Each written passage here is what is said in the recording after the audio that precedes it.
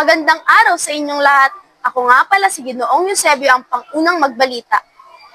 Sa gitna ng mabilis na pagbabago ng ating mundo, isang mahalagang hamon ang kinakaharap ng Timog Silangang Asya, ang paggamit ng likas kayang pag-unlad o sustainable development. Sa ating balita ngayong araw, tatalakayan natin kung paano nagkakaisa ang mga bansang kasapi ng ASEAN upang tugunan ang ugnayan ng kalikasan, kahirapan, hanap buhay at ang nagbabagong klima.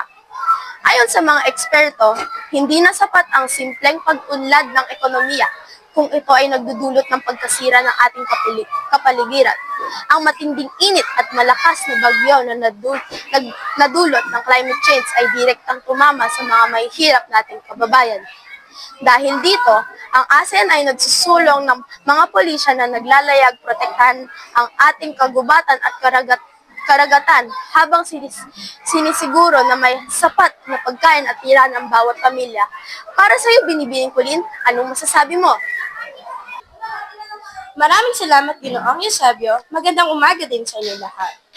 Para sa akin, isang malaking bahagi ng advokasiyang ito ang paglikha ng lutiing hanap buhay o green jobs. Sa halip na umasa sa mga industriyang nakakasama sa kalikasan, hinihikayat ng ASEAN ang paggamit ng renewable energy, gaya ng solar at wind power.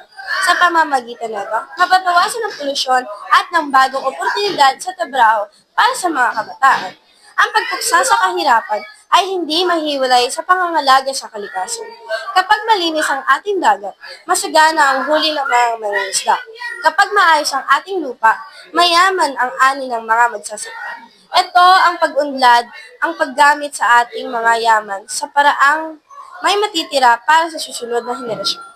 Maraming salamat at balik sa iyo, Ginoong Eusebio. Salamat, Binibining Mapili. Tara, magtanong tayo sa mga kamag-aaral.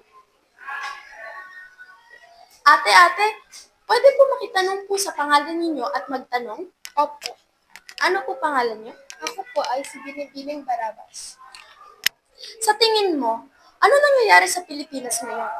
Para po sa akin, ito po ay kawalan ng pagnanais na sumunod sa mga batas sa opisyal at sa mga gobyerno. Isa din ang korupsyon, ang naging malaking hadlang sa mga gustong magnegosyo sa Pilipinas. Salamat, Binibining Barabas.